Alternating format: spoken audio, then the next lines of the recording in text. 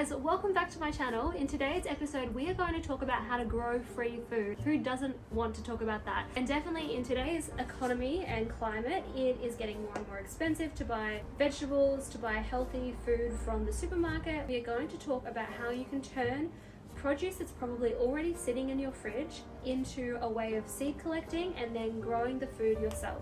This is going to be a really great money saving hack, and it's really easy. It's really cold here in Melbourne, so I have made myself a cup of tea. It is a good tea. If you can start collecting your own seeds, you'll build up a library that you can constantly keep going back to, and you're not going to have to spend a cent other than buying the produce, which you probably already bought. Let's start with the capsicum or pepper. When you are cutting your capsicum, this one's not super seedy. Oh yes it is. Just cut out the area that holds the seeds, which you would do anyways. And here are all those beautiful seeds for you to collect and free pepper plants. So you pop away and you eat your capsicum as you would. All you want to do is start simply removing the seeds like so. And you'll see there will be some capsicum membrane or pepper membrane that's still attached to the seeds. That's fine, because you're going to leave them for a few days to dry out. And that's when you'll be able to remove any of that excess flesh. Now there's no limit to how many seeds you want to collect. It's really up to you and how many you think you will replant. Otherwise you can gift them away. If you want to take all the seeds, that's totally fine. I usually get a paper towel, put them in a container, and just pop them on the windowsill somewhere so they still have a bit of air to them and they dry out. Then you'll be able to have seeds a few days later that look like this. So now that you've got your seeds ready to collect and store away, I have purchased these, which I'm really excited by. These are little seed collecting envelopes. I got these for like $4 off AliExpress. Why did I use AliExpress? Because it was cheaper than Amazon. I actually did a TikTok on this, that essentially anything that you buy on Amazon is usually from AliExpress, but they just mark up the price so they make a profit. So if you want to get something cheap, these are a really good option. I'll put the link in the description below. What I'm going to do now is store my seeds, label them and put them away so they're ready for spring to start planting.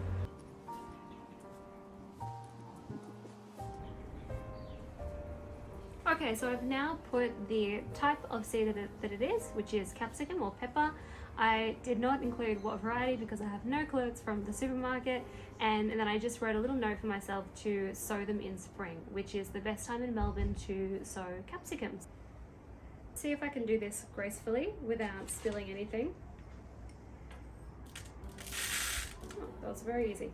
So we now have our free capsicum seeds, ready to grow capsicums in spring and summer here in Melbourne. The next seeds we're going to collect is from a pumpkin plant or a squash plant, depending on where you are located or where you're based. Pumpkin is actually a really easy vegetable to grow. They do require a lot of space because they sprawl out. This is a butternut pumpkin, and I'm going to remember that when I label it on the envelope. So for this, all you want to do is scoop out the fleshy part and the seed, like so.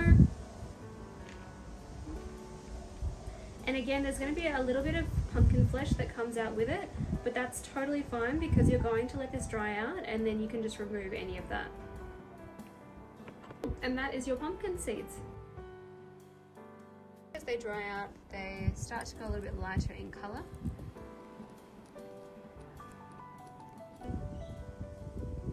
I'm just adding a little note for myself or a reminder to sow these in late spring. Here we have our pumpkin seeds that are ready to be collected and stored away. Now the reason why you dry them out is because you don't want them to gather mold or start to deteriorate in the envelope. Again, it's also important to note these are free, so not all of them may germinate, and that's totally fine because it hasn't cost you a single cent.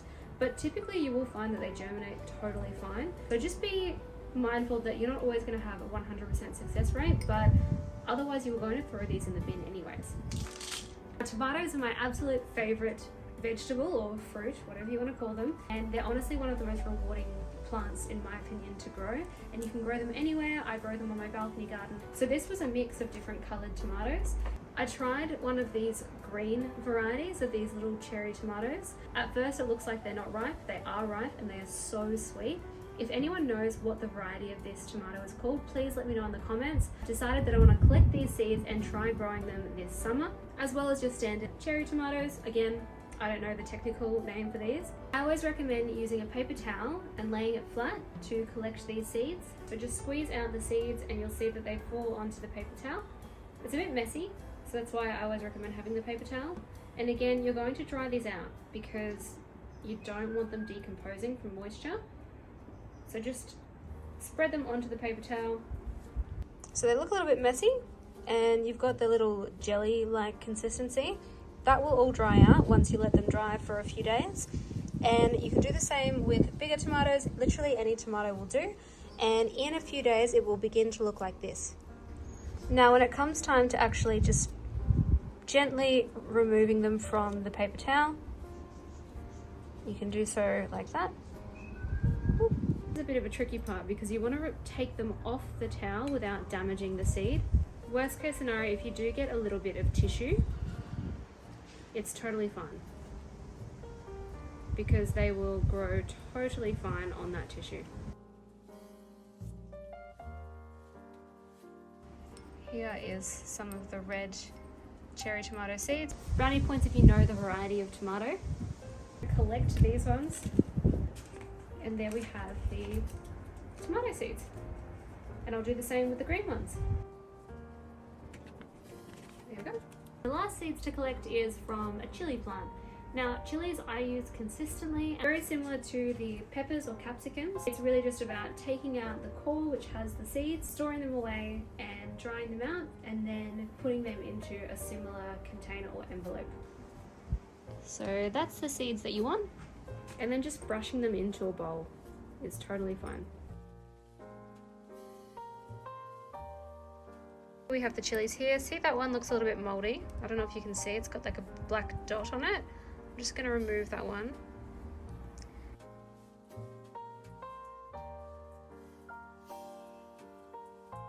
I literally touched my nose with my fingers and now everything feels like it's on fire. So these are spicy. I regret my decision. I'm gonna add spicy on the packet. And there's your chilies. The last seed that I want to collect is the marigold seeds that I have here. So if you were ever growing marigolds, anytime that the flowers are starting to die on the plant, that's the best time to pick them to then collect the seeds. So let's do that now.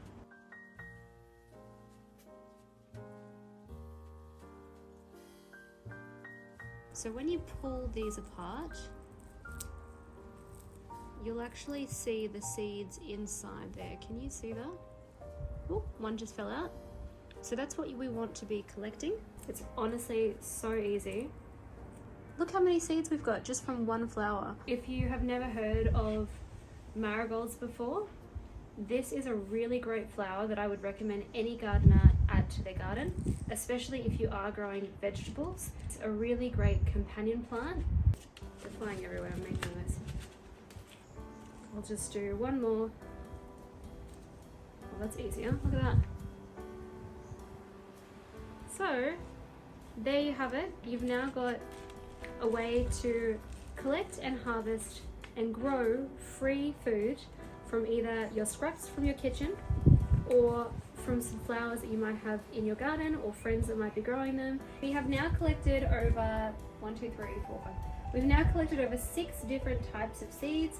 If I bought all of these from a garden store, I'd probably have spent at least like $15 or $20.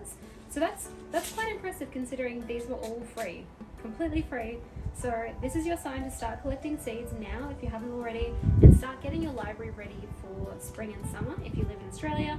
If not, you can start taking some of the fruit or vegetables that you're already growing and harvesting them, collecting the seeds, and then getting them ready to store for future seasons. Just to recap some tips on collecting and storing seeds. First of all, make sure that you dry them out. They always need to be completely dry before you store them. Store them in a cool, dark place. So a pantry is good, a cupboard is good. You want to make sure that you're also putting them in an airtight container. So I'm going to now put these into a Tupperware container where I've got all of my seeds ready to go. Don't forget to label them because otherwise you will forget what you stored. I can speak from experience. So if you want to go one step further, and I would actually recommend doing this, go through each of your seeds and just give a quick Google on when to sow them in your location and some tips on how long they take to grow, to germinate. So that way you can go back when you do sow them and make sure that they are germinating okay. Now sometimes things won't go as planned, so there are a couple of troubleshooting tips that I would like to let you guys know about. One, if you do plant the seeds and they don't germinate, that can be a variety of different issues. It might not be that the seeds are the problem. It could be how deep you've planted the seeds. So make sure again that you're doing your research to see how deep to sow your seeds before you do so, and add that information on the back. Google's your best friend. It will tell you everything that you need to know. Make sure you're planting them at the right time of year. You don't want to just harvest or collect seeds from a product in your fridge and then go out in the garden and put them in and hope for the best. You need to make sure that you're still following a planting and season guide to make sure that you're giving those seeds the best opportunity to grow in the peak time for them. So there you have it, guys. There are some tips and tricks of easy ways to collect seeds from products that you probably already have in your fridge. They're completely free. It's a great way to start collecting seeds. Let me know what you have collected in the comments below, and I'm really excited to see how they germinate and grow into future plants and free food for you and your family.